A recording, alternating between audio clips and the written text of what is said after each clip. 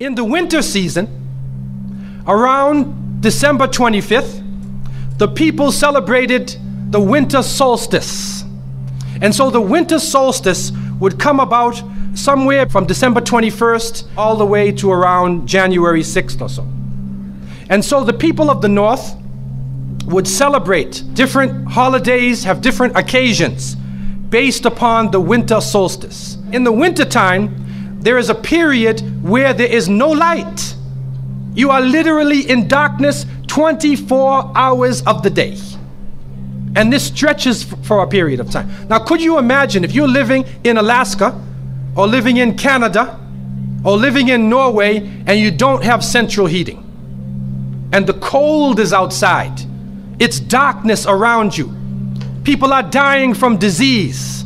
It's a terrible time, and every family would probably lose somebody, or they would know of somebody dying from the cold and disease during that season. This is the winter solstice. And so when the sun starts to come out, the people now are looking at the sun as a life-giving force.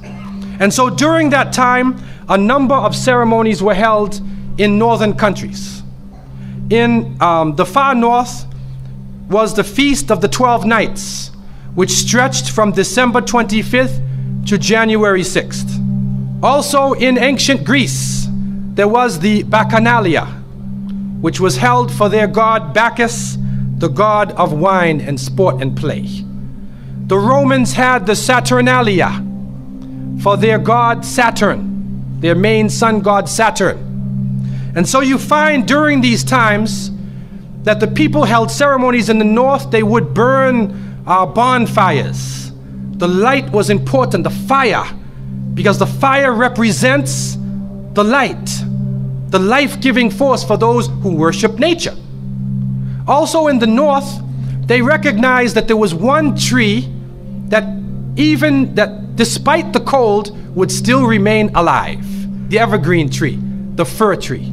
And so in some cases they would take this fir tree, believing that there was powers of life within the tree, and they would put it in their homes, set it there and put a light on the top of it, or burn them in the front, or they would make mistletoes and put them over their doorways, a type of what we would call ta'weez or tamima.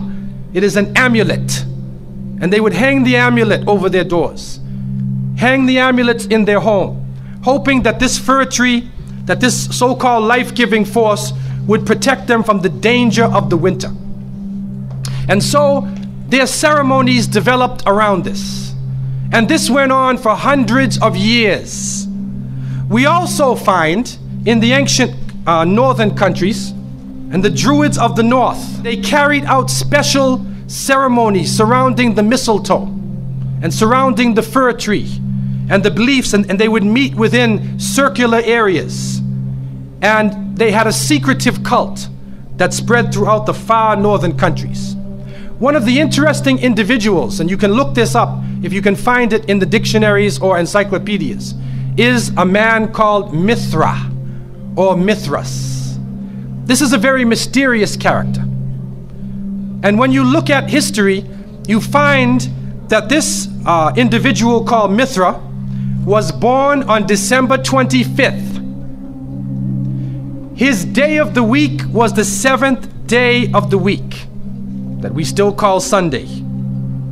He was supposed to be the son of the sun god himself, and they had a special sacrament made up of bread and wine, and they would make this drink during this time, and supposedly he died for the sins of the people. Sounds familiar, doesn't it? But when you try to find Mithra or Mithras in the encyclopedias, they, through state intervention, erased the name. Why is this? That is because after the time of Jesus, Isa alayhi salam, when the message began to spread and they went north, and you'll see within historical writings that Barnabas, one of his disciples, met a man named Saul or Paul, who later called himself Paul. Paul said he saw Jesus on the Damascus road, and he went to the disciples, but the disciples turned against Paul. Only Barnabas stayed with him. But when Paul and Barnabas went into Greece, Barnabas left him. Now, what is the reason why they all left him? What are the concepts coming through Paul? Many people say, well, they left him because he was Saul before and he used to torture the early followers of Isa alayhi salam. But also you can see, and if you look at present day Christianity, that most of the concepts of the Trinity, of the blood sacrifice, the original sin, and most of the concepts which relate to more than one God are coming through Paul. The preachers are quoting Paul sometime more than Jesus during their sermons. And so Barnabas left Paul. And somewhere in the early days, in Rome or Greece, somewhere in that area, those missionaries who were teaching the teachings of Jesus, Isa alayhi salam, met with this force coming from the north. And so you will see in ancient Roman history that in some cases the Roman emperor would go out to the Colosseum and the gladiators would be fighting each other and everybody's cheering for the gladiators. Sounds like one of our football games. They would go to the Colosseum, right? And the gladiators would fight. And then if one of the gladiators was down, and they would look at the emperor, should I kill him or not? And if he wanted to kill him, he would say, he would go like that, right? You know, that sign down. If he said keep him alive, he goes like this. You know how we use it today? Yes. Okay? He gives that sign. Okay? One of the terrible things happening during these rituals at the Colosseum is that they would bring the Christians out, literally men, women, and children, and feed them to hungry animals. They would take a hyena or a wolf or a lion and get it hungry and crazy and beat it and throw raw meat at it and then send it out on the people, and they would literally cheer and watch as the animal ripped the bodies apart. This is a terrible culture. Tear the bodies apart. And so somewhere along the line, somebody who couldn't take the torture, who felt that maybe we can win these people over, made a compromise. And you start to see changes going on from the early part of the Christian era in Southern Europe, where the major ceremonies held by the nature worshiping people are combined with Christian names and Christian ceremonies, and therefore what comes forth to us is a mixture with the two streams coming together, where you get a monotheistic name or a monotheistic character with a pagan ceremony. And so the mixture of this together is what is giving us the present day holidays that we see. Number one, we understand that Isa alayhi salam, according to the different reports of the different scholars in many religions, he was not born in the cold weather. History shows us that he was born during the warm weather. Even in the Christian traditions, they have the belief that the shepherds were tending their flocks outside. And in Palestine, you cannot keep your flocks outside in the wintertime in the evening. You bring them in because it's cool at night. And so it was the warm weather. It was also the time of the taxes in the north.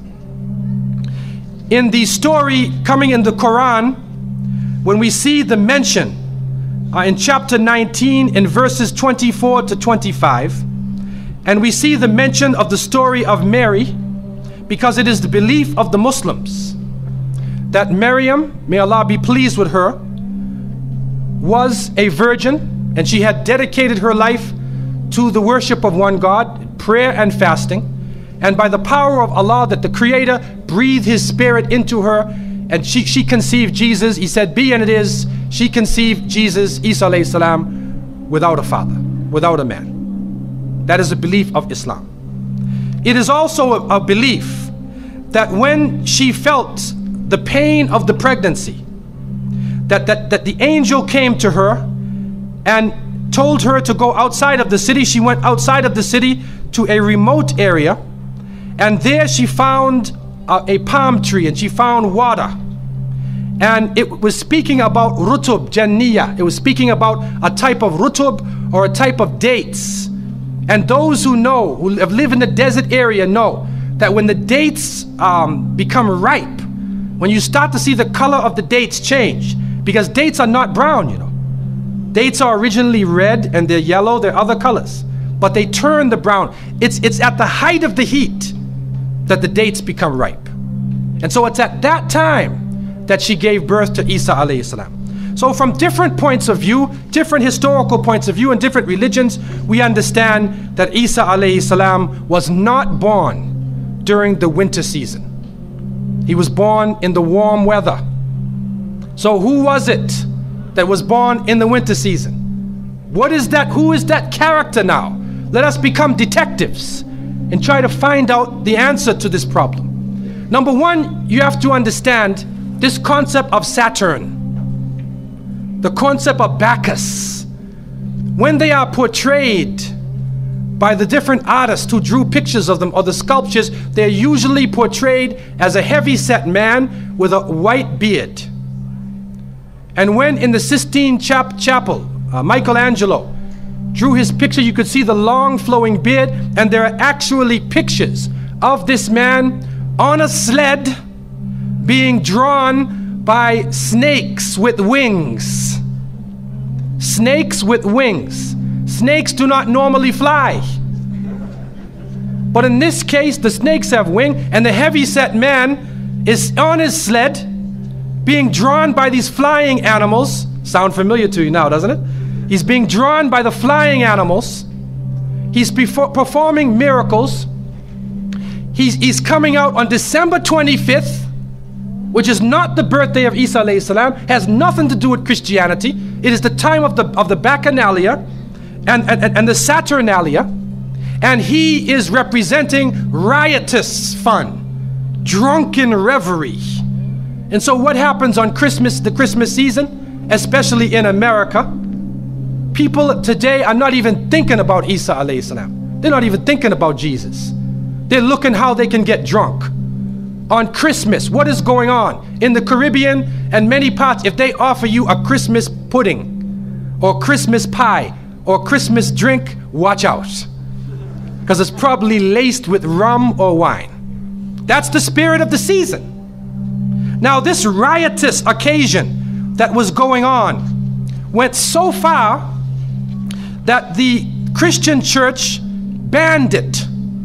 And the Church of England, according to historical sources, actually banned it all the way to 1647. It was prohibited in England to celebrate Christmas because they saw Christmas as being a pagan holiday.